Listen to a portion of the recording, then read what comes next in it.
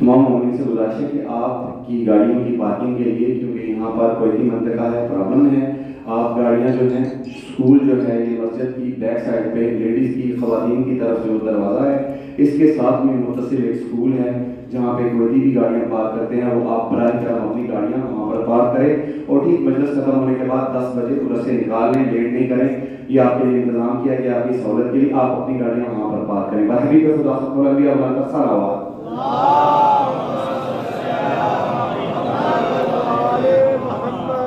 الحمدللہ اس سسٹم کو مومنین کو مسجد امام علی بن ابی طالب عمریہ 12 سال سے خدا کا شکر ہے اس مسجد میں اچھے پروگرام ترتیب دیے جاتے ہیں، اور آپ لوگوں کی تعاون سے اور پوری جو کمیٹی ہے اس کی کاوشوں سے دنیا بھر سے اچھے علماء کو جو ہے دعوت دی جاتی ہے اور وہ یہاں پر تشریف لاتے ہیں۔ اسی سلسلے کی ایک اور کڑی، ایک بہت بڑا عالم دین اور ماشاءاللہ انشاءاللہ وہ سفر کا 21 سفر سے لے کر 30 سفر تک مولانا سید کمیل مہدوی صاحب آسٹریلیا سے تشریف لائیں گے۔ ایام فاطمیہ میں بھی پچھلے سال دو مجالس سے خطاب کر چکے ہیں۔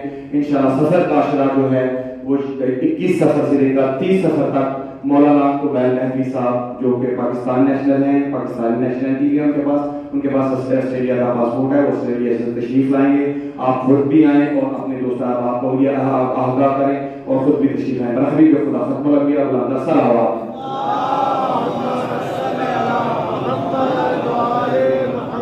تیز اعلان کرتا ہوں، سمجھ جائیں، کیونکہ میری بھی جو سامنے کھڑی لگی ہوئی ہے اسی پہ نظریں ہیں اور مولانا صاحب کی میرے اوپر نظریں ہیں۔ ایک اہم اعلان ہے آپ کی سماعتوں کی نظر اگین کہ پارا چنار میں نے اعلان کیا تھا کہ پارا چنار کے مومنین کے لیے آپ سے گزارش ہے کہ لازمی جہاں تک ہو سکے ہیلپ کریں گے، کیونکہ پارا چنار کے مومنین وہ مومنین ہیں جنہوں نے پاکستان کے مومنین، نہ کہ صرف پاکستان کے مومنین، دنیا میں مومنین کا جو نام ہے انہوں نے سرفراز کیا ہے، انہوں نے بہت زیادہ بلند کیا ہے، جو ہے روضہ مقدس پورے یعنی سیریا میں، عراق میں اور وہاں پہ اور ایون پاکستان کے ہر شہر میں جہاں پر بھی ان کی ضرورت ہوتی ہے وہ ہمارا ہمارا دستہ بنتے ہیں۔ اب ان کے اوپر ٹائم ہے، ہمیں ان کا بھرپور ساتھ دینا چاہیے۔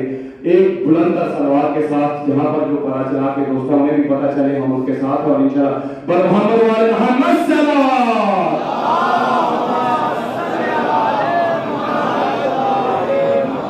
اور انشاءاللہ مجھے امید ہے جتنی بلند آپ کی صلوات ہے اسی طرح آپ تعاون بھی کریں گے، مخصوص ان کے نام کے ساتھ کاؤنٹر کے اوپر باہر کچھ نہ کچھ ہدیہ ضرور دیں گے۔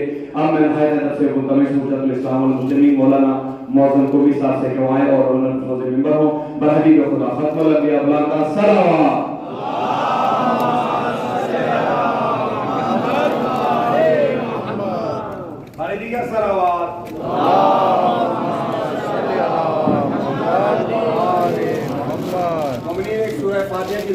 تمام مومنین کے لیے جنہوں نے اس فرش اعزاز کی بنیاد رکھی، ان میں خصوصاً سید شمشاد نقوی، حاجی رنگ علی ساکی، شبت صاحب کی اہلیہ محترمہ اور تمام حاضرین مجلس کے مومنین، تمام کی روح کے سارے سوال کے لیے سورہ فاتحہ۔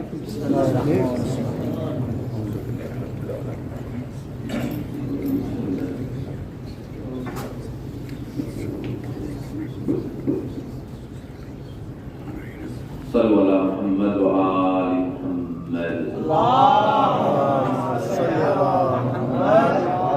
محمد۔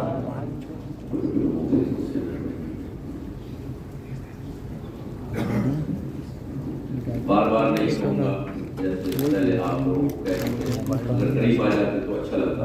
اعوذ باللہ من الشیطان اللعین الرجیم، بسم اللہ الرحمن الرحیم۔ الحمدللہ رب العالمین بارئ خلائق اجمعین، والصلاة والسلام التحیۃ والاکرام علی اشرف الانبیاء والمرسلین، سیدنا و نبینا ابی القاسم المصطفیٰ محمد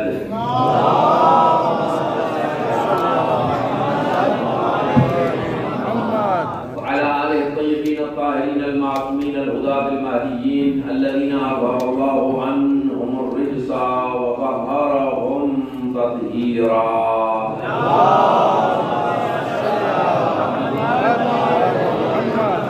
سيما على بقية الله المنتظر روحي وأرواح العالمين لترابهم مقدم الفداء، ورحمة الله على محبيهم ومواليهم وشيعتهم أجمعين واللعن الدائم انتصارهم على أعدائهم المضين من الآن إلى أبد الآبدين. أما بعد فقد قال الله سبحانه وتعالى في محكم خطابه: بسم الله الرحمن الرحيم. إن الله اشترى من المؤمنين أنفسهم وأموالهم بأن لهم الجنة يقاتلون في سبيل الله فيقتلون ويقتلون وعدا عليه حقا في التوراة والإنجيل والقرآن. ومن أوفى بعهده من الله فاستبشروا ببيعكم الذي بايعتم به وذلك هو الفوز العظيم.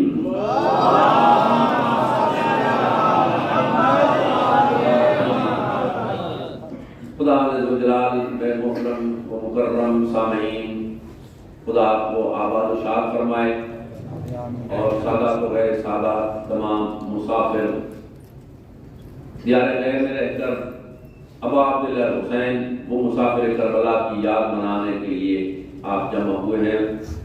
باقی محمد والے محمد، خدا ذوالجلال آپ کی حاضری قبول اور منظور فرمائے، اور یہ مشکلات مسافرت کی آپ سے بہتر کون درد کر سکتا۔ خدا ذوالجلال ہمارے بزرگوں کو معاف فرمائے جنہوں نے یہ راستہ ہمارے لیے چنا اور ہمیں گائیڈ کیا۔ ہمارے گناہوں سے درگزر فرماتے ہوئے ہمارے تمام مریضوں کو اللہ رب العزت بحق ابا عبداللہ حسین شفاء کلی اور صحت عاجلہ فرمائے۔ تمام مومنین مومنات جہاں جہاں بھی ہیں، مضطر ہیں اور مصیبت میں ہیں، مشکل میں ہیں، خاص طور پر پارا چنار والے ہمارے بہن بھائی، خدا بند ذوالجلال ان کی مدد فرمائے اور بلند فرمائے۔ جو ان ایام میں ابا عبداللہ حسین کا راستہ طے کرتے ہوئے خدا بند ذوالجلال کی بارگاہ میں پہنچ گئے ہیں، کل 2 علماء کی وفات ہوئی ہے، خدا ان کے درجات کی بلند فرمائے اور ان کو اپنے آقا و مولا ابی عبداللہ حسین کے ساتھ معشور فرمائے۔ ہم نے 1445 ہجری کے عشرہ محرم کی آج 3ری مجلس، اور پہلی مجلس میں ہم نے یہ طے کیا کہ کربلا کی FIR، کربلا کے مقدمے، کربلا کا قصہ جو ہے وہ کیا ہوا وہاں، اور وہ صرف اور صرف ایک افسانہ ہے یا اس کا قرآن مجید میں بھی کوئی ثبوت موجود ہے، اس کو ہم نے منتخب کیا اور آہستہ آہستہ ہم اپنے بیان کو جاری رکھے ہوئے ہیں، اور انشاءاللہ العزیز آپ لوگوں تعاون سے اور خدا ذوالجلال کے فضل و کرم سے ان 10 راتوں میں امید یہی لگتی ہے کہ کسی نتیجے پہ پہنچ جائیں گے۔ تو بات یہاں تک پہنچی تھی کہ یہ کربلا اور کربلا والے اتنا بڑا حادثہ یہ ہو نہیں سکتا کہ قرآن مجید میں اس کا کوئی ثبوت موجود نہ ہو۔ وہ تو ہے، اب کسی کو نظر نہ آئے تو اس کی نظر کا دھوکہ ہو سکتا ہے، یا وہ باعث ہو سکتا ہے، اس کے اثر اور عناد کی وجہ ہو سکتی ہے، لیکن یہ چیز موجود ہے اور بڑی واضح موجود ہے، ایک جگہ نہیں بلکہ مختلف مقامات پر۔ تو بات یہاں تک پہنچی تھی کہ یہ مقدمہ جو ہے یہ کیا کربلا والوں کا مقدمہ ہے، یہ کیس جو ہے کیا بنی ہاشم کا کیس ہے؟ تو میں الفاظ بدل دوں اور تھوڑی ڈائریکشن بھی بدل دوں کہ یہ نہ کربلا والوں کا ہے نہ بنی ہاشم کا ہے، اس لیے کہ پھر یہ معترض اعتراض کر سکتا ہے کہ یہ تو پھر جنگ ہوئی کوئی شہزادوں کی اور 2 خاندانوں کی جنگ ہے، نہیں، بلکہ ہمارا دعویٰ یہ ہے کہ یہ توحید کا مقدمہ ہے۔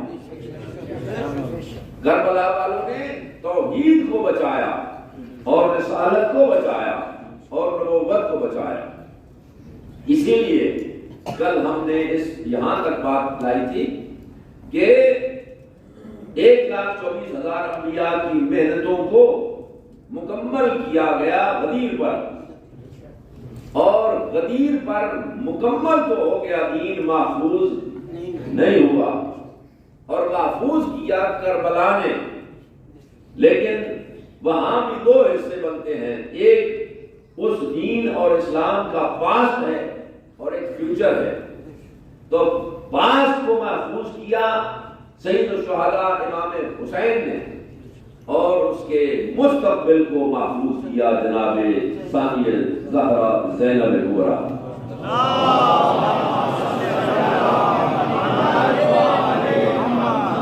اب آپ پاکستان سے ہیں، آپ کا بیک گراؤنڈ، وہاں کئی کیس آپ نے بھگتے بھی ہوں گے اور عدالتوں کے چکر بھی لگائے ہوں گے، کورٹ کچہری والے، ظاہر وہاں لڑائیاں بھی ہوتی ہیں اور زمین کے جھگڑے بھی یہ وہ بھی ہوتے ہیں۔ تو ہر حوالے سے ہوتا کیا ہے کہ کیس جب عدالت میں پیش کیا جاتا ہے تو دیکھ کر پیش کیا جاتا ہے کہ یہ قاضی اور جج جو ہے یہ عدالت کرے گا بھی صحیح کہ نہیں۔ اور آج کل تو سارا سال ہی، بلکہ کئی سالوں سے سارا کام ہی کیسوں میں چل رہا، آپ کو معلوم ہے، اور جس کی مرضی آتی ہے وہ جسٹس پہ عدم اعتماد کر دیتے ہیں، کہ یہ نہیں چاہیے تو وہ نہیں چاہیے، اپنی مرضی کا۔ تو شرط کیا ہے اسلام میں کہ مقدمہ وہاں پیش کیا جائے جہاں قاضی عادل ہو، انصاف ہو، یہ کامن سینس بھی ہے، اور اسلام کا قانون آپ کے حوالے کر رہا ہوں کہ تو ہم کہاں یہ مقدمہ کربلا کا پیش کریں گے؟ غور کیا آپ نے؟ ہم کس عدالت میں جائیں گے یہ کیس لے کر؟ تو عزیزان، یہ مقدمہ عام مقدمہ تو ہے نہیں، اس لیے یہ ایک خاص عدالت میں جائے گا جس کا قاضی القضات، اعدل العادلین، اقضى القضات، احکم الحاکمین، اور کوئی یہ کیس سن ہی نہیں سکتا ہے سوائے اللہ رب العزت۔ اسی لیے آپ زیارت جب پڑھتے ہیں تو کہتے ہیں السلام علیک یا خار اللہ وابن خارق والبطر الموضور، اشہد انکا کنت فی الاصلاب الشامخہ والارحام المطہرہ۔ تو یہ جن کا کیس ہے وہ بھی اتنے پاک و پاکیزہ ہیں، اور جس کی دربار میں یہ کیس پیش کیا جائے اس کی عدالت پر تو کم از کم کسی قسم کا کوشچن مارک آنے کا امکان ہی نہ ہو۔ یہ قاعدہ ہم قابو رکھیں گے، اس لیے ہو سکتا ہے اس کی ضرورت ہمیں پڑ جائے 10 محرم سے پہلے کہیں شاید میں پوچھ بھی لوں۔ تو یہ یاد رکھیے کہ یہ جو ہم کیس فائل کر رہے ہیں یہ اللہ کے دربار میں، تو آپ کو معلوم ہے کیس میں ایک مدعی ہوتا ہے اور ایک مدعا علیہ ہوتا ہے، ایک پٹیشن فائل کرنے والا ہوتا ہے اور دوسری پارٹی ہوتی ہے جس کے خلاف پٹیشن دائر کی جاتی ہے، اور اس کے درمیان ایک بات ہوتی ہے کہ اسٹیٹمنٹ دی جاتی ہے مدعی کی طرف سے، جو پٹیشن فائل کرتا ہے اسے آپ کی اور سادہ زبان میں کہتے ہیں FIR، فرسٹ انفارمیشن رپورٹ۔ تو وہ FIR جو ہے وہ کیس کی جان اور اس پر ڈیپینڈ کرتی ہے کہ وہ کسی کو نامینیٹ کیا گیا یا نامعلوم کیس ہے، اس میں جان کتنی ہے، اس میں کون کون سی دفعات لگی۔ تو عزیزان محترم، اس کیس میں اچھا پھر ایک اور بات ہوتی ہے کہ جج کے سامنے مدعی کا بھی تعارف کرایا جاتا ہے اور مدعا علیہ کا بھی تعارف کرایا جاتا ہے کہ جی یہ کیس کرنے والا کون ہے۔ عزیز کو تھوڑی کلک ہو رہی ہے تو اچھا لگ رہا ہے کہ یہ حضرات آپ متوجہ ہوں گے، میں منطق کی بات کر رہا ہوں، لاجک کی بات کر رہا ہوں۔ تو مدعی کا بھی پتہ ہونا چاہیے اور مدعا علیہ کا بھی تعارف ہونا چاہیے۔ وہاں قتل کے بھی کیس ہوتے ہیں، فراڈ کے بھی کیس ہوتے ہیں، غصب کے بھی کیس ہوتے ہیں، اور ہر قسم کے چوری ڈکیتی کے بھی ہوتے ہیں۔ تو جب قتل کا ہی لے لیجئے تو دیکھا جاتا ہے کہ یہ قاتل، پھر دیکھا جاتا ہے کہ اس کا بیک گراؤنڈ کیا ہے اور وہ کیا، اس کا موٹیو کیا ہے۔ وہ قاتل اور یا چور یا ڈاکو ایڈکٹڈ ہے یا پہلی دفعہ پروفیشنل ہے یا اس نے پہلی دفعہ یہ کام کیا ہے، اور پھر وہ کام کر کے وہ اس پر پشیمان ہے یا ڈٹا ہوا ہے، خوش بھی ہے، اس کا دفاع کرتا ہے۔ تو یہ ساری چیزیں جو ہیں، اور عزیزان محترم کہ وہ جو ایف آئی آر ہے اس کا مواد جو ہے وہ بھلا سوچ سمجھ کے تیار کیا جاتا ہے، وکیلوں کی خدمات حاصل کی جاتی ہیں، جتنا مہنگا اور بڑا وکیل ہوگا اتنا کیس میں جان ڈلتی جائے گی۔ تو یہ کیس ہے توحید کی دربار میں حسین اور اصحاب الحسین، اس کی مدعیہ ہیں مادر حسین فاطمہ الزہرا،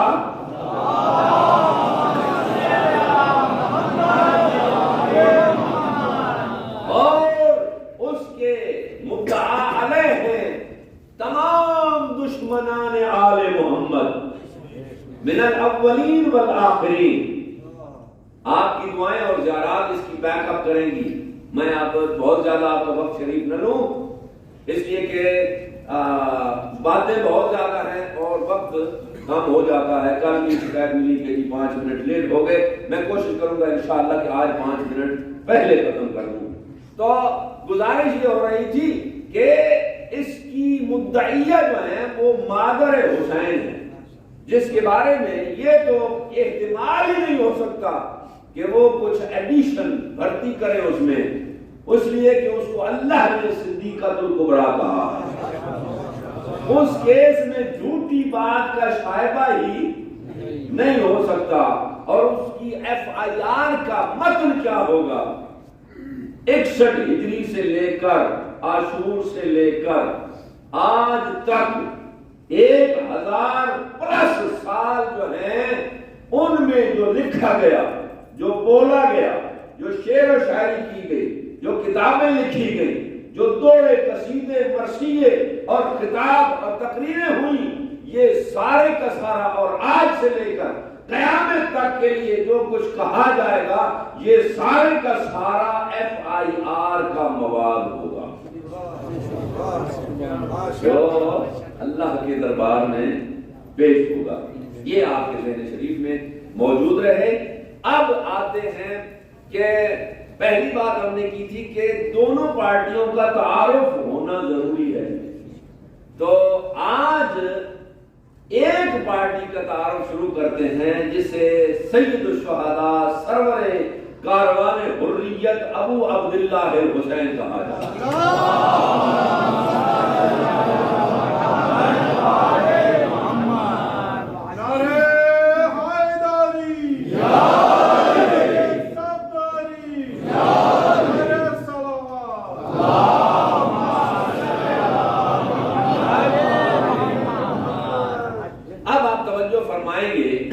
میں کوئی نئی بات نہیں کروں گا، اس کو صرف سیکوینس ایسا دے رہا ہوں کہ انشاءاللہ آپ مانوس ہو جائیں گے کہ حسین کون ہے، ہمیں پتہ چلے گا، اس کے بعد پتہ ہوگا کہ جو اس کا قاتل ہے وہ کون ہے، پھر موقعیت پتہ چلے گی، اور پھر دیکھا جائے گا کہ موٹیو کیا ہے۔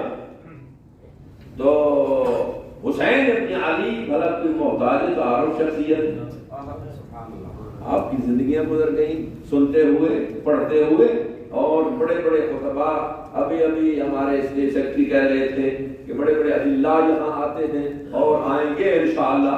خدا آپ کی زندگی بھی دراز کرے اور آپ کی توفیقات میں بھی اضافہ فرمائے، اور وہ جو آنے والے ہیں خدا انہیں صحت و سلامتی کے ساتھ لائے بھی صحیح اور صحیح و سالم اپنے اوطان کو لے جائے۔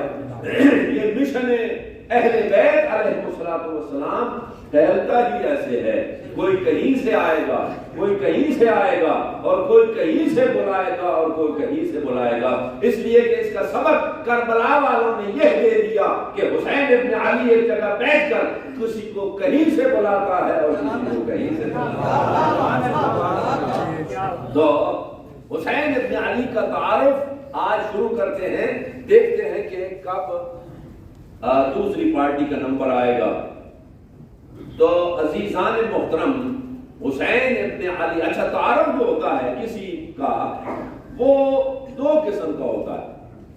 ایک حسبی ہوتا ہے، ایک نسبی ہوتا ہے. یہ تو آپ عربی زبان میں رہتے ہیں تو آپ جانتے ہیں کہ حسب کسے کہتے ہیں اور نسب کیا کسے کہتے ہیں. الفاظ بدل دوں، کچھ ہوتے ہیں اس کی اوصاف گاڈ گفٹڈ اور کچھ ہوتے ہیں حاصل کیے جاتے ہیں. الفاظ اور بدل دوں، کچھ ہوتے ہیں وہبی اور کچھ ہوتے ہیں کسبی.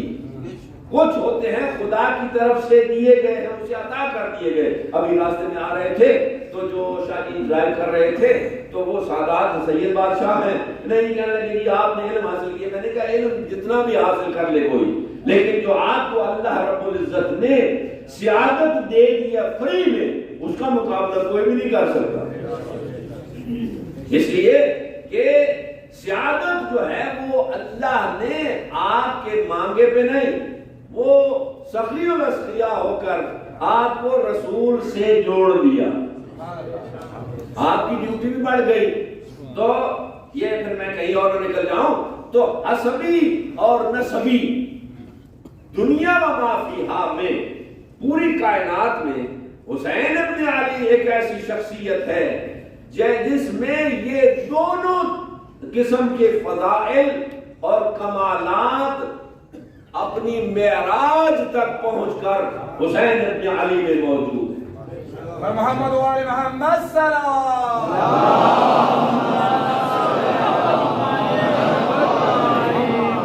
میں انشاءاللہ آئندہ راتوں میں بیان کروں گا کہ کچھ آیات ہیں ایسی جو نازل ہوئی ہیں صرف اور صرف ابھی عبداللہ حسین کی ذات بابرکات کے بارے میں، جس میں حضرت کے ساتھ کوئی بھی شریک نہیں اور کوئی مفسر انکار بھی نہیں کر سکتا. ہاں ادھر ادھر ٹکرے مارنے سے تو اس کا سر خود ہی پھوٹے گا، اس سے کسی اور کو تکلیف نہیں ہوگی، لیکن مجبوراً اسے ماننا پڑے گا کہ ہاں اس کے علاوہ اس کا کوئی مصداق موجود نہیں. تو کہیں پھر دور نہ نکل جائیں عزیزان. حسین ابن علی کو خدا نے حسب بھی ٹاپ کا دیا ہے اور نسب بھی ٹاپ کا دیا. اس سے بڑھ کے نہ کسی کا حسب ہے اور نہ کسی کا نسب ہے.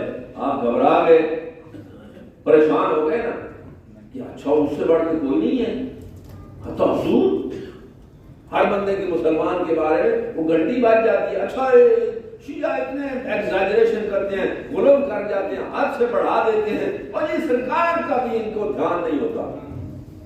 تو آئیے اس اللہ سے ہی میں خطاب کر دوں کہ جسے یہ تکلیف ہوتی ہے کہ حسین حسین کیوں کرتے ہیں، اس لیے حسین حسین کرتے ہیں کہ یہ سنت رسول ہے. حسین حسین کرتے ہوئے حسین کا نانا بتا رہا ہے کہ اے میرے صحابہ کرام، احب اللہ من احب حسین. یہ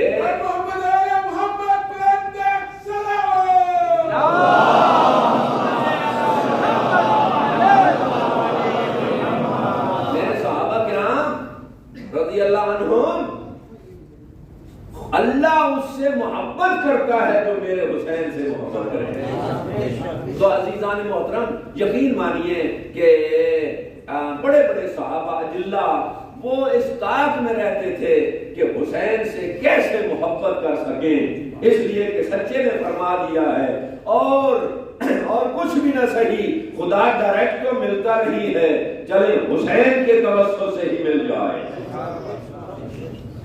تو یہ ایک مرتبہ نہیں کہا، اہل سنت کی کتابوں میں موجود ہے، شیعہ بھی موجود ہے کہ احب اللہ من احب حسین، کہ اللہ اس سے محبت کرتا ہے جس سے جو حسین سے محبت کرے.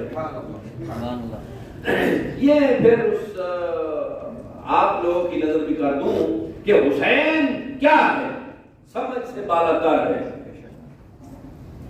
سارے ادھر والوں نے بھی لکھا ہے اور آپ کے مورخین نے لکھا ہے کہ ایک دفعہ بچپن کا سن ہے میرے مولا کا اور اپنے نانا کی گود میں تشریف فرما ہے.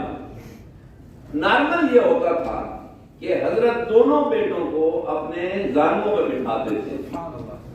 معلوم نہیں اس روایت میں نے نہیں دیکھا کہ دوسرے شخصیت دوسرے حضرت امام حسن بھی بیٹھے تھے یا نہیں, لیکن یہ ضرور موجود ہے کہ حسین ابن علی براجمان ہے اپنے نانا کی گود اطہر, اور جیسے بچے کی عادت ہوتی ہے اپنے نانا کی ریش اطہر سے کھیل رہے ہیں. تو حضور نے سڈنلی ایک سوال کر لیا. اب وہ سوال میں آپ سے پہلے وعدہ بھی لینا چاہتا ہوں اور تھوڑا یہ توجہ کا بھی طالب ہوں کہ آپ ذرا جاگیے. اگر میں وہ سوال کروں تو اسلام سے خارج, اور اگر وہ محمد عربی سوال کرے تو اہل دین بن جائے.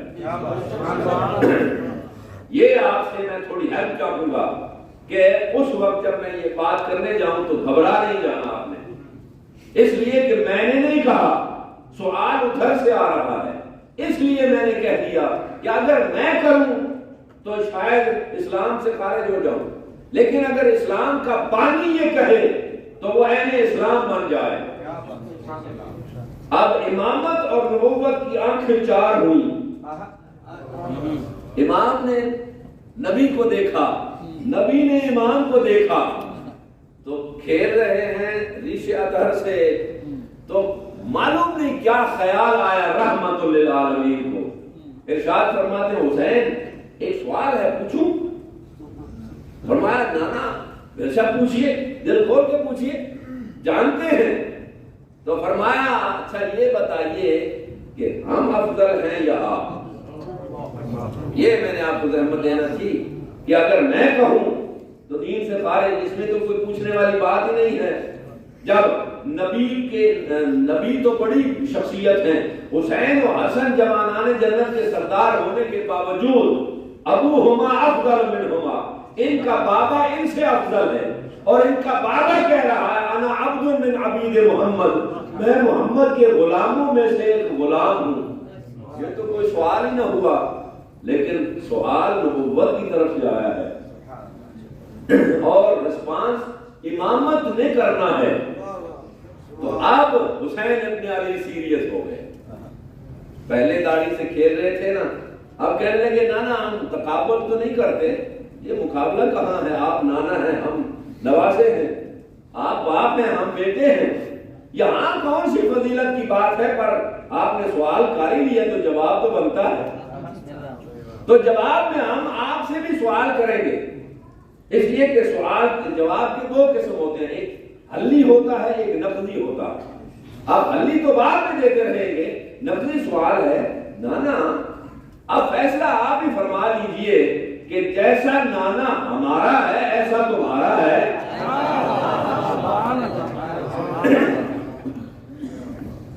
جیسا نانا ہمیں ملا ایسا آپ کو ملا, اب فیصلہ بعد میں ہوتا رہے گا. تو رحمت للعالمین نے مسکرا کے فرمایا صدقت یا حسین, سچ بول رہے ہو میرے نور نظر, جیسا نانا اللہ نے تمہیں دیا ہے نا ایسا مجھے بھی نہیں دیا.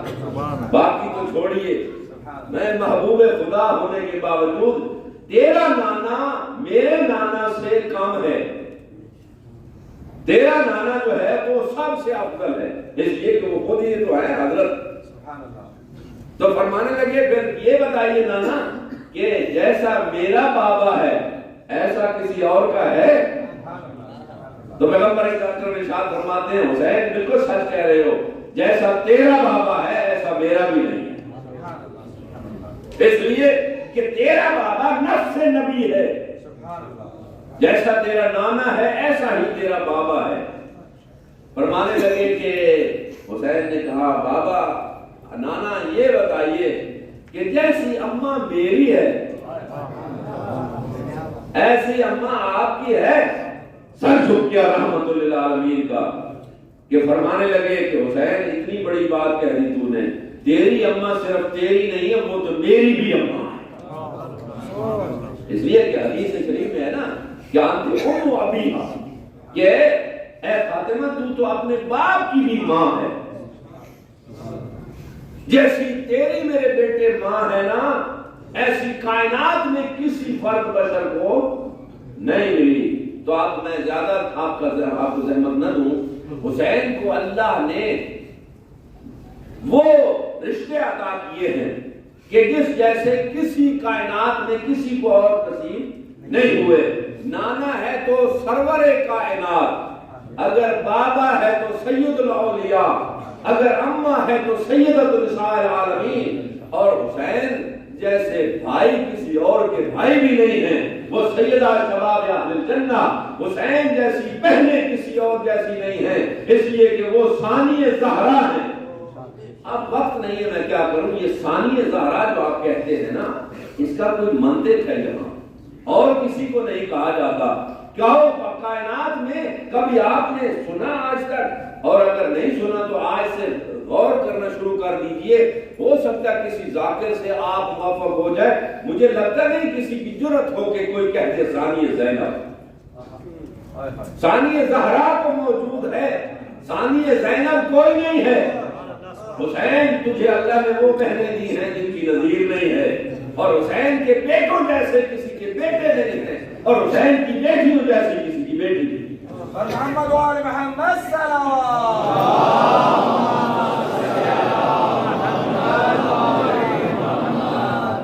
اب بہت ساری چیزیں اور بھی ہیں، یہ روایت یہاں تک ختم ہوئی۔ اب حسین کا اور تعارف کہ دنیا میں کوئی ایسی شخصیت نہیں ہے جو سوائے گنے چنے لوگوں کی یہ لفظ پیغمبر نے استعمال کیا۔ اب میں جو کہنے جا رہا ہوں وہ ہے آپ کی سنی ہوئی حدیث، لیکن آپ نے سنی ہے، سمجھنے کی کوشش کریں تو آپ کو لطف آئے گا کہ پیغمبر ارشاد فرماتے ہیں حسین کے بارے میں، حسین منی وانا من حسین۔ اب اس کی منطق کیا ہے، لاجک کیا ہے؟ ویسے قانون یہی ہے کہ ہر نانے سے نواسا ہوتا ہے، لیکن کبھی آپ نے سنا ہو دنیا میں کوئی اور نانا نواسے سے ہوتا نہیں ہے کبھی۔ معلوم کو آپ بتانا یہ چاہتے ہیں کہ حسین فزیکلی مجھ سے ہے، اور میرا وجود رسالت اور نبوت کے اعتبار سے حسین کی وجہ سے۔ اگر میں نہیں ہوتا تو حسین نہیں ہوتا، اور اگر حسین نہیں ہوتا تو میری نبوت اور رسالت نہ بچتی۔ یعنی الفاظ بدل دوں کہ آج تک 3 شعبان تک حسین مجھ سے ہے، اور یہاں سے لے کر 61 ہجری تک حسین مجھ سے ہے، اور 61 ہجری سے لے کے قیامت تک کے لیے میں حسین سے۔ اہل سنت مورخین نے بھی جو کتابیں لکھی ہیں ان میں یہ لکھا کہ حسن و حسین دونوں ملا کے شبیہ رسول تھے، یہ 50-50 آدھے آدھے، اور دونوں کو اکٹھا کھڑا کر دیا جاتا تو مجسم رسول نظر آتے تھے۔ لیکن یہ جو کہنا کہ حسین منی وانا من حسین، یہ تھوڑا زیادہ نہیں لگ رہا کہ حسین مجھ سے ہے، میں حسین سے ہوں؟ اگر آدھے ہیں تو پھر یہ پورے کیسے ہو گئے؟ پورا نبی حسین سے کیسے ہو گیا؟ تو عزیزان محترم، اس بات کو سمجھانے کے لیے اللہ رب العزت نے حسین کو شبیہ پیغمبر بیٹا علی اکبر کی شکل میں عطا کیا، کہ اب پتہ چلا کہ حسین مجھ سے ہے اور میں حسین سے ہوں۔ یعنی جو کربلا بپا کرنے جا رہے ہو، ہم فزیکلی موجود نہ صحیح، پر چونکہ ہمارا مشن بچانے جا رہے ہو، ہم نہ صحیح ہماری شبیہ کربلا میں موجود ہو۔ اس کی گواہی فرزند پیغمبر نے بھی دی ہے اور دشمن نے بھی دی ہے کہ علی اکبر جیسے سامنے آئے تو پیغمبر کا بیٹا کہتا ہے اللہم اشہد على هؤلاء القوم قد برز إليهم غلام أشبه الناس خلقا وخلقا ومنطقا برسولك كنا إذا اشتقنا إلى زيارة نبيك زرنا.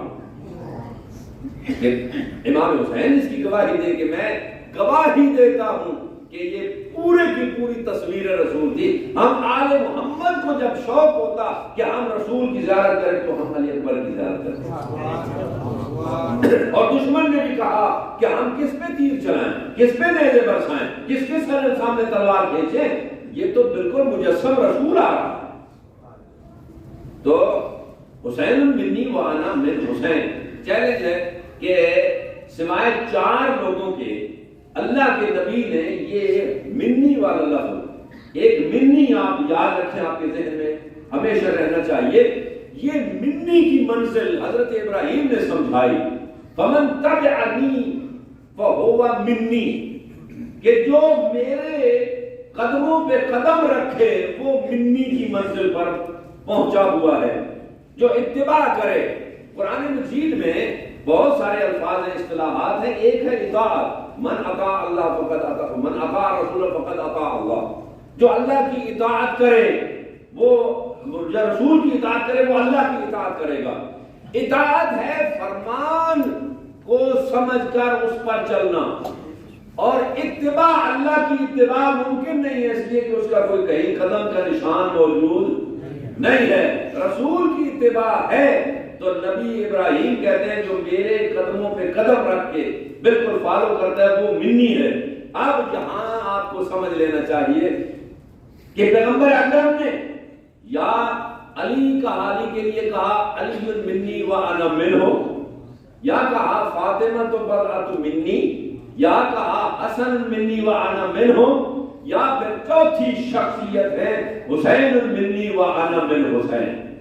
بس اس کے علاوہ نہ کسی صحابی کو, نہ کسی زوجہ محترمہ کو, نہ کسی ولی کو, نہ قطب کو, نہ ابدال کو, کسی کو منی کی منزل نہیں عطا کی ہے. اب کوئی کہہ سکتا ہے کہ جی ایک صحابی کے بارے میں کہا تھا سلمان منا اہل بیت, ہاں جی آپ کے ذہن میں آ گیا نا, تو کتنی احتیاط کی ہے پیغمبر نے. یہ جانتے تھے کہ لوگوں کے ذہنوں میں یہ بات آئے گی وہاں منی نہیں کہا ہے بلکہ منا کہا ہے. منی وہ ہے جو پیغمبر حدیث کسا میں بھی بیان کر رہے ہیں کہ جب چادر کے نیچے لے لیا, سلمان جتنا بھی محترم ہو وہ خون پیغمبر نہیں ہو سکتا, لیکن کہا اللہم ہؤلاء اہل بیتی, یہ ہیں جو میرے اہل بیت ہیں, لحمہم لحمی, جن کا گوشت میرا گوشت ہے, دمہم دمی, ان کا خون میرا خون ہے, انا سلم لمن سالمہم, میں ان سے صلح مجھ سے صلح ہے, وہ حرب لمن حاربہم, ان سے جنگ مجھ سے جنگ ہے. اب نتیجہ آپ کیوں نہیں اخذ کر سکتے؟ اتنا واضح ہو گیا کہ ان سے جنگ, ان کا اگر کوئی گوشت کاٹتا ہے, ان کے ٹکڑے کرتا ہے, تو وہ ان کے ٹکڑے نہیں کر رہا, وہ رسالت کا گوشت کاٹ رہا ہے. اگر کوئی ان کا خون بہاتا ہے تو وہ ان کا نہیں بلکہ رسول کا خون بہا رہا ہے. تو عزیزان محترم, اللہ رب العزت کے اس نمائندے کا تعارف کیا ہے؟ سبحانہ رب الاعلی و بحمدہ. عجیب ہے یہ شخصیت کہ اب ایک اور اینگل سے حسین کا اندازہ لگائیں کہ حسین طہارت کی اس معراج کا نام ہے کہ جب تک اس چادر کے نیچے نہ آئیں آئے تطہیر آ نہیں سکتی. جب تک اتنے چھوٹے سن میں بھی چلنے کے قابل نہیں ہیں, لیکن جب تک مباہلہ میں آ نہ جائیں آیت مباہلہ اتر نہیں سکتی. کتنے پرائمری ہے, کتنے امپورٹنٹ ہے حسین ابن علی. عزیزو کہ اب یہ آیت تطہیر, اب یہ ہر ایک آیت اور ہر ایک لفظ پر مختلف مجالس ہو سکتی ہیں. میری مجبوری دیکھیے کہ میں صرف اشاروں میں گزرنا چاہتا ہوں, اور میں نہیں چاہتا کہ یہ 10 دنوں میں جو ہے وہ بہت ساری باتیں میں آپ کو حوالے نہ کر کے جاؤں, اور پھر پتہ نہیں وقت ملے نہ ملے, آپ بلائیں یا نہ بلائیں, یا ہو سکتا ہے ہم رہیں یا نہ رہیں, کوئی معلوم نہیں ہے. لیکن دل چاہتا ہے کہ آپ کو جتنا ہدیہ ہو سکے وہ ادا کر کے جائیں. مل کے صلوات سنائیے محمد والے.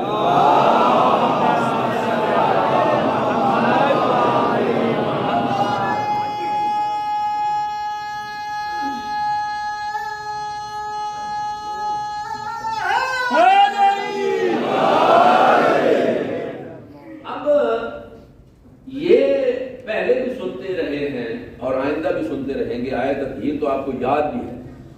عجیب بات ہے کہ جب یہ پڑھی جاتی ہے وہ کہیں بھی پڑھی جائے تو مومن بلا ساختہ کہتا اللہم صلی علی محمد. حالانکہ قرآن کی اور آیتیں بھی ہیں, کبھی نہیں کہا کسی نے, لیکن یہ آیت جب ہی پڑھی جاتی ہے تو پڑھنے والا نہیں کہتا جی صلوات پڑھو, لیکن ہر مومن خود بخود صلوات بھیج دیتا ہے. یہ دلیل ہے اس بات کی کہ یہ جن کے لیے نازل ہوئی ہے نا وہ اتنے پاک ہیں کہ ان پر صلوات بھیجے بغیر انسان رہ نہیں سکتا. اور ہر شے کا عربی میں رہتے ہیں آپ کنٹری میں, تو عربی میں ہر لفظ کا ایک منطوق ہوتا ہے اور ایک مفہوم ہوتا ہے. منطوق ہوتا ہے جو اس کا ظاہری معنی ہے, اور مفہوم وہ ہوتا ہے جو کہا نہیں گیا لیکن اس سے سمجھا یہی جا رہا ہے.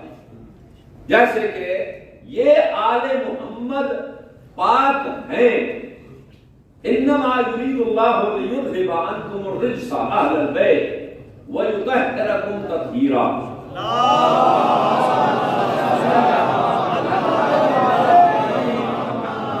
اب یہاں کسی کو اب ترجمے جا کے دیکھیں قرآن مجید میں تو آپ کو حیرانی ہوگی, عجیب عجیب ہیں.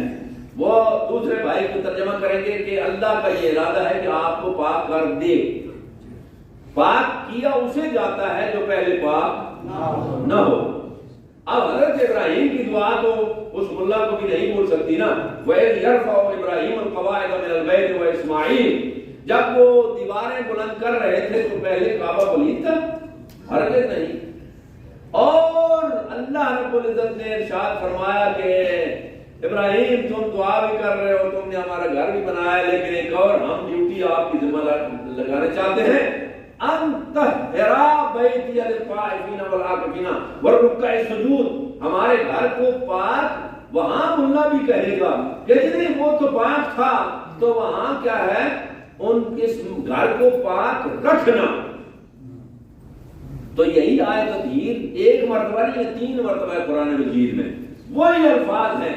ابراہیم کو کہا اس گھر کو پاک رکھنا, تو 33 میں اللہ رب العزت آیت تطہیر میں یہی تو بیان کرنا چاہتا ہے کہ اللہ کا یہ ارادہ ہے اے آل محمد کہ اللہ تمہیں پاک رکھے, جیسے پاک رکھنے کا حق ہے, اس لیے کہ تم کبھی پاک ہی تھے اور پاک ہی ہو, اور ہماری مرضی اس بات پہ آ گئی ہے کہ قیامت تک کے لیے تمہیں پاک ہی رکھا جائے.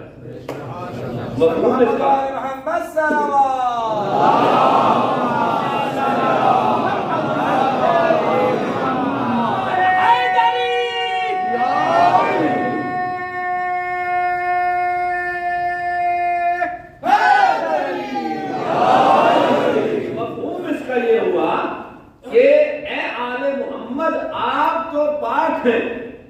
تو مفہوم یہ ہوتا ہے پاک کے مخالف کیا ہوتا ہے, اپوزٹ کیا ہوگا؟ نجس, جسے وہاں اس آیت میں رجس کہا گیا ہے. اور رجس جو ہے وہ 3 قسم کا ہوتا ہے. آپ کو پتا ہے, میں نام نہیں لوں گا تو وہ اچھا پھر آسان کر دوں, اردو میں بھی استعمال ہوتا ہے. ایک نجس ہوتا ہے, ایک نجس متنجس ہوتا ہے, ایک نجس العین ہوتا ہے. اگر نجاست کسی شے پہ لگ جائے تو وہ متنجس ہو جاتا ہے, اسے پاک کیا جا سکتا ہے. اور اگر وہ نجس بھی اگر کثرت ہو جائے پاک کرنے والی چیز کی, سمندر ہے یا کھوڑ پانی کا ہے, تو وہ بھی پاک ہو جائے گی. لیکن جو رجس ہوتا ہے نا اور نجس العین, اسے 7 سمندر مل کے بھی پاک نہیں کر سکتے. میں آپ کو کہنا یہ چاہتا ہوں کہ علی, فاطمہ, حسن اور حسین یہ ہیں مطہر, طاہر, اور ان کو اللہ نے پاک رکھنے کا ارادہ کر لیا ہے، اور اس کے مقابلے میں جو بھی آئے وہ نجس نہیں ہے، وہ متنجس نہیں ہے، وہ نجس العین ہے کہ وہ قیامت تک کے لیے اس میں پاک ہونے کی صلاحیت ہی نہیں ہے۔ اب نتیجہ لینا آسان ہو گیا، اس لیے کہ آپ کیوں گھبراتے ہیں جی فلاں کیوں نہیں آیا تو فلاں کیوں نہیں آیا؟ اس لیے کہ یہ رجس سے دور ہے، رجس ان سے دور ہے، وہ ان کے قریب آ نہیں سکتا جو رجس ہو، اور جو نہیں آیا ہے وہی تو رجس ہے۔ اب کہا جائے کہ جی یہ شیعہ ایگزاجریشن کرتے ہیں، وہاں کہتے ہیں جی لاکھوں کا مجمع تھا، وہاں تو 30,000 تھے، اتنا تو مان لیا نا کہ اس مطہر کے مقابلے میں وہ نجس العین 30,000 قاتلین حسین ابن علی کربلا میں 30,000 موجود تھے، باقی ہزاروں لاکھوں بعد میں موجود تھے، اتنا تو مان لو کہ وہ 30,000 تو نجس العین تھے کہ نہیں؟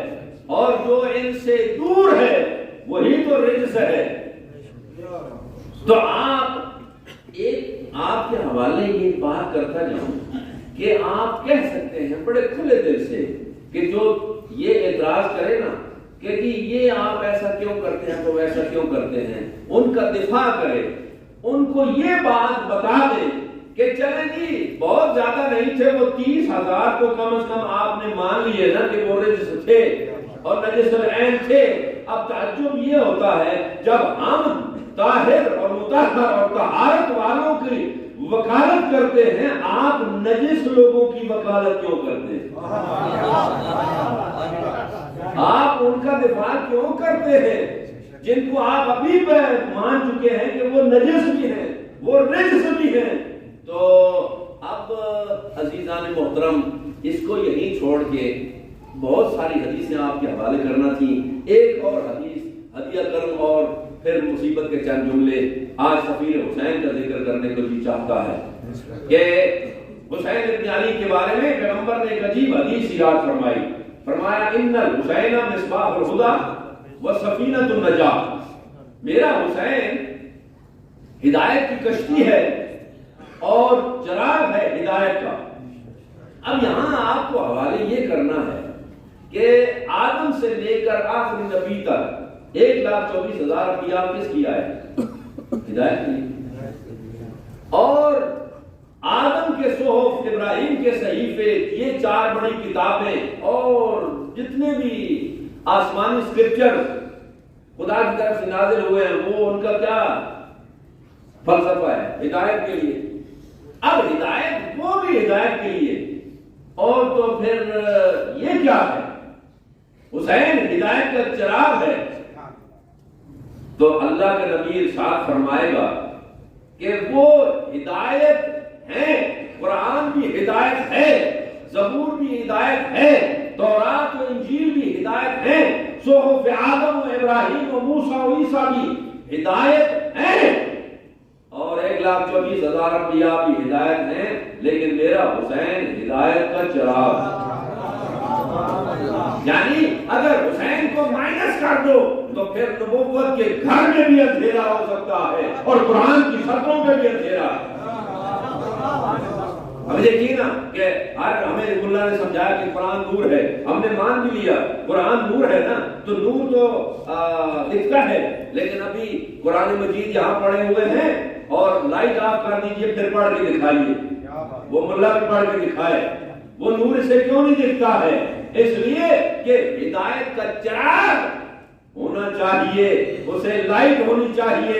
جب تک وہ لائٹ نہیں آئے گی، یہی معنی سمجھانا چاہتا ہے میرا رسول کہ اگر قرآن کو سمجھنا چاہتے ہو، اگر 1,24,000 انبیاء کو سمجھنا چاہتے ہو تو کیوں نہیں توجہ کرتے کہ وہ اگر سمجھنا چاہتے ہو تو صرف اور صرف اس کا راستہ حسین ابن علی ہے۔ اسی لیے اللہ کے نمائندے کے بارے میں معصومین نے فرمایا السلام علیکہ یا وارث آدم صفت اللہ، السلام علیکہ یا وارث نوح نبی اللہ، السلام علیکہ یا وارث ابراہیم خلیل اللہ، السلام علیکہ یا وارث موسیٰ کلیم اللہ، السلام علیکہ یا وارث عیسیٰ روح اللہ، السلام علیکہ یا وارث محمد حبیب اللہ۔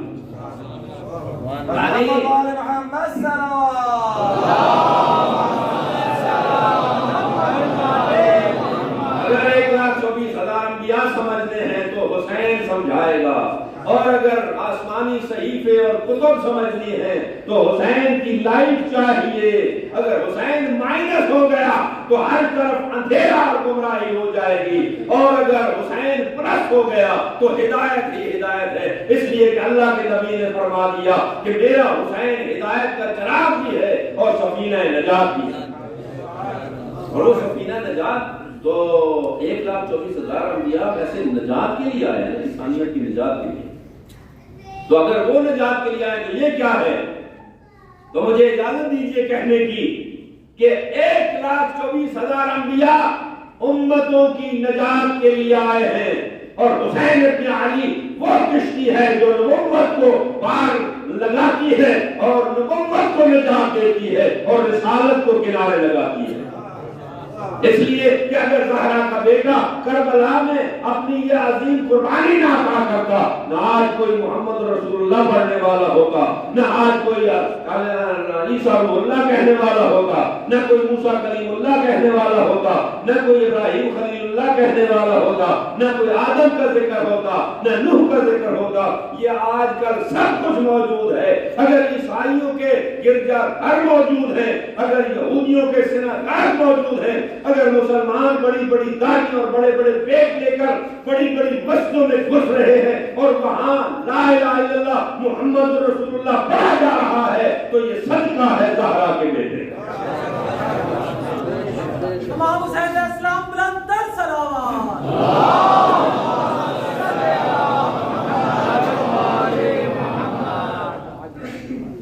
ٹائم جو ہے وہ بہت کم رہ گیا، میں معافی چاہوں گا، بہت کچھ کہنا چاہتا تھا مگر کیا کریں، وقت ایک ایسی شے ہے کہ جس سے آگے نہیں پڑھا جا سکتا۔ آج میں نے چند لمحے پہلے کہا کہ جی چاہتا ہے سفیر حسین کا تذکرہ کروں۔ سفیر حسین کسے کہتے ہیں؟ حضرت مسلم بن عقیل۔ اور یہ عجیب ہے کہ یہ شخصیت جس کا نام آتے ہی مومن کی آنکھیں بھی نام ہو جاتی، کیوں نہ ہو؟ اس لیے کہ حسین کی آنکھیں نام ہو گئی۔ کیوں نہ ہو کہ حسین کی اماں کے آنکھوں ٹپک پڑے۔ اور میں نے کل ایک جملہ کہا تھا کہ مجلس میں آئے اس وقت نکلتی ہے جب کسی معصوم کا ورود ہوتا ہے، اور یہ آج کی مجلس جو ہے جس کا میں ذکر کرنے جا رہا ہوں، اس میں اور کوئی آئے یا نہ آئے مادر حسین ضرور آئے اللہ۔ اور دو مظلوم ہیں، معصوم بھی نہیں ہیں، لیکن حسین کو ان دونوں پر اتنا اعتماد تھا اور زہرا کے بچوں کو اتنا اعتماد تھا، ایک کے سہارے زہرا کی بیٹیوں نے مدینہ چھوڑ دیا۔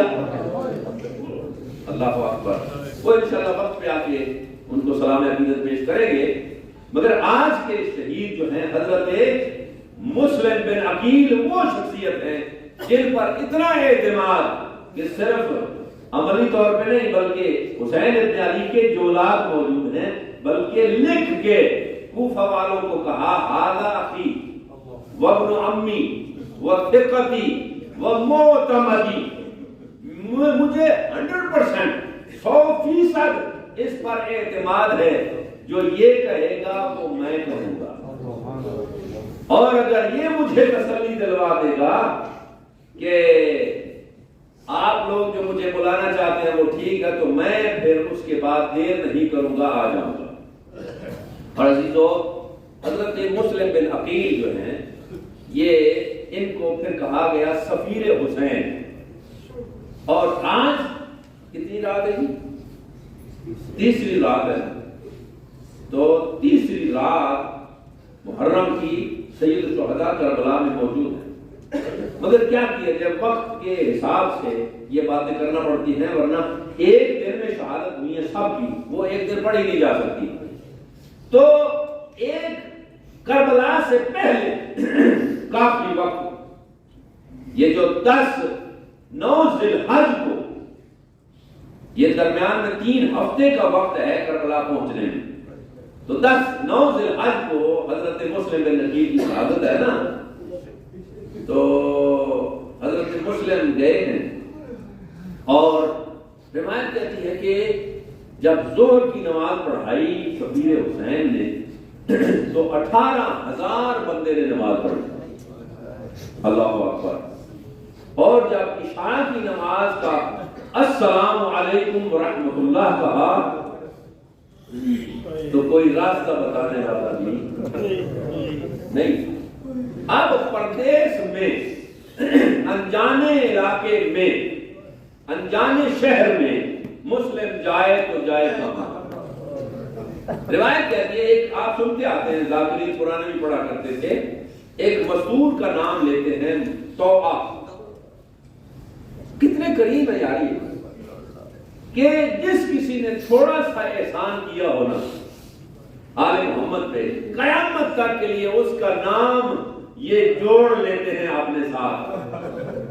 اس مستور نے کیا کیا؟ تھوڑا سا احسان میں ابھی آپ کو بتاتا ہوں اس نے کیا کیا تھا۔ عربوں میں رواج ہے کہ وہ دیر سے دروازے بند کرتے ہیں، آپ تو عربوں میں رہ رہے ہیں، اور آج کل چونکہ سیکیورٹی کا مسئلہ ہوتا ہے یا اور حالات ہیں، اس کی وجہ سے ہو سکتا ہے جلدی بند کریں، لیکن پرانے دور میں کیا ہوتا تھا کہ آدھی رات میں دروازہ بند کیا، تو یہ دروازہ بند کرنے کے لیے جب آتی ہے، دیکھتی ہے کہ ایک اجنبی دروازے پہ بیٹھا، اور وہ کوئی اور نہیں، مسلم ابن عقیل، اجرکم اللہ۔ بس طبیعتیں ذرا ادھر کریں انشاءاللہ، بس 2-4 منٹ میں التماس سے دعا کرنے والا ہوں کہ حضرت مسلم کو وہ کہتی ہے کہ اے اجنبی، اے اللہ کے بندے، میں اجازت نہیں دیتی کہ میرے دروازے پہ کوئی نامحرم بیٹھے، یہاں سے اٹھ کے چلے جاؤ۔ جواب میں ارشاد فرماتے ہیں، جس کا کوئی گھر نہ ہو، جس کا کوئی جاننے والا نہ ہو، وہ کہاں جائے؟ تو اس بیوی نے کہا کہ مجھے نہیں معلوم، یہ تیرا مسئلہ ہے، حل کرو، میں اجازت نہیں دیتی کہ میرے دروازے پہ آپ بیٹھو۔ تو یہ اہل بیت کی فرد ہے نا، بنی ہاشم کا فرد ہے۔ جو بھی دیوار سے ٹیک لگائے ہوئے تھے نا، تو نیچے ہاتھ بھی رکھا اور اٹھتے ہوئے، بنی ہاشم کا ایک وتیرہ تھا، اٹھتے ہوئے کہتے تھے یا ابا الحسن ادرکنی فی سبیل اللہ، جس کا ترجمہ آپ کی زبان میں بنتا ہے یا علی مدد۔ مسلم بن عقیل نے اٹھتے ہوئے ہاتھ زمین پہ رکھا اور دیوار کو پکڑ کر اٹھے کہنے لگے ادرکنی یا ابا الحسن، تو ہی تڑپ گئی، سنا نا، کہنے لگی یہ تعرف ابا الحسن، کیا تم جانتے ہو یہ ابو الحسن کون ہے؟ مسلم نے کہا بی بی جیسے کوفہ میں ابو الحسن کو جانتا، ایسے کوئی بھی نہیں جانتا۔ لیکن پھر اگر تو ابو الحسن کو جانتا ہے تو پھر تو یہ بھی جانتا ہوگا الطائف ابن الحسین ابن علی، تو پھر تو اس کے بیٹے حسین کو بھی جانتا ہوگا نا۔ تو مسلم سر جھکا کے کہتے ہیں بی بی جیسے کوفہ میں حسین کو جانتا، ایسے کوئی نہیں جانتا۔ تیسرا سوال، تو پھر اگر حسین کو جانتا ہے تو الطائف مسلم ابن عقیل، کیا تم مسلم ابن عقیل سفیر حسین کو بھی تو جانتے ہوگے؟ جناب مسلم نے سر اٹھایا، کہا کہ اے بیوی، آنا مسلم ابن عقیل، وہ تیرے پیر حسین کا سفیر مسلم میں۔ ہاتھ زہرا کو کیسے منہ دکھاؤں گی؟ میں نے اتنی گستاخی کر دی، آج تو گستاخی سے میں نے کہا میرے دروازے سے اٹھ جاؤ، اور میرے سید و سردار آؤ گھر میں، جناب مسلم اندر آئے ہیں، بستر بچھا دیا، کہا ہم بستر پہ نہیں جائیں گے، مصلی چاہیے، مصلی عبادت پہ آئے جناب مسلم، عبادت خدا میں کھانا لگایا گیا، کہنے لگے میرا پیر، میرے پیر کی بہنیں وہ بھوکی اور پیاسی کربلا میں میں کیسے کھا لوں؟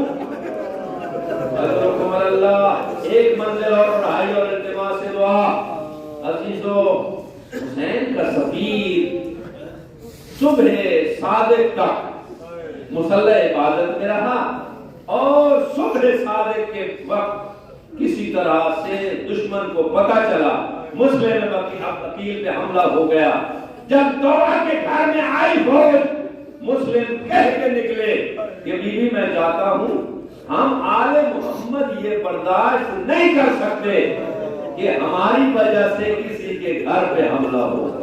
میں کہوں گا مسلم تیری غیرت پہ قربان، دارین قربان ہو جائے، کسی کے گھر پہ حملہ نہ ہو لیکن آل محمد کے گھر پہ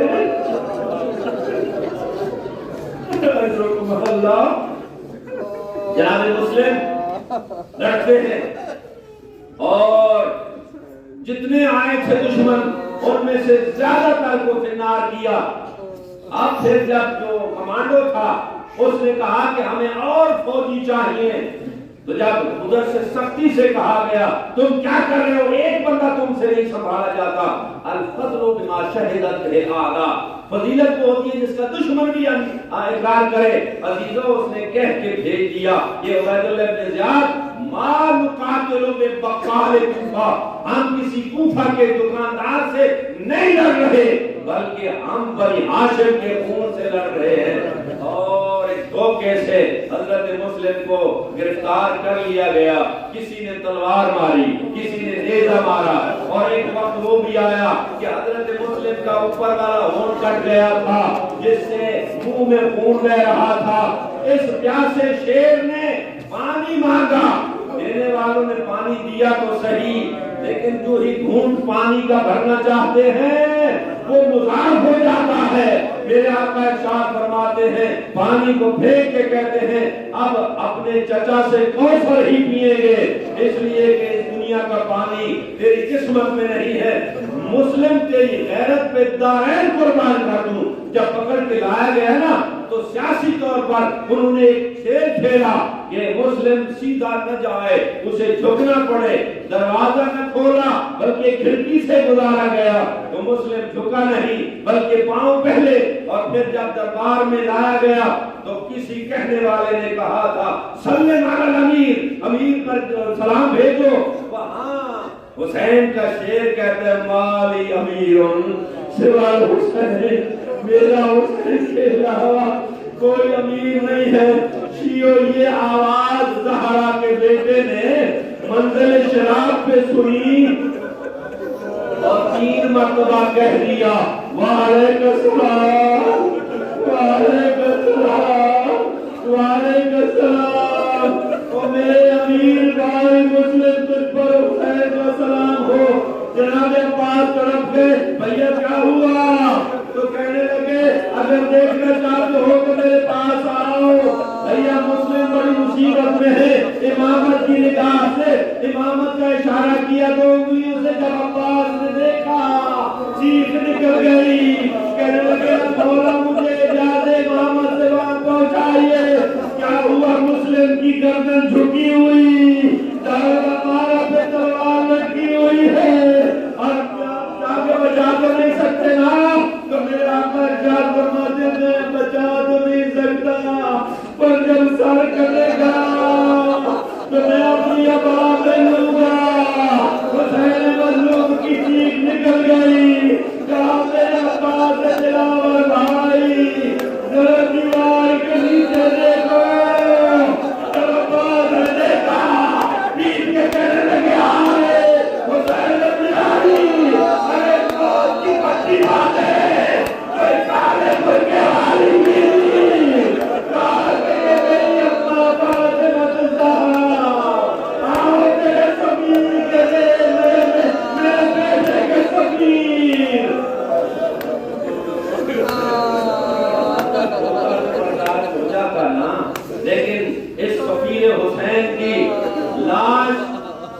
कैसे बेहरमती की गई, सर काटा गया करबला के शहीदों से पहले, सर से पहले जिसका सर तन से जुदा हुआ वो मुस्लिम बिन अकील है। 3 दिन तक दारुल अमारा के दरवाजे पे लटका रहा और अजीजों लाश की पाँव में रस्सियां डालकर सूबे के बाजारों और दरबारों में घसीटा गया। यही वजह है कि जब मुस्लिम की बेटियां आई जब कूफा में कैदियों का सत्तर को देखा जगत में दारुल अमारा पे लटका हुआ, बड़ी मासूमियत से पूछिए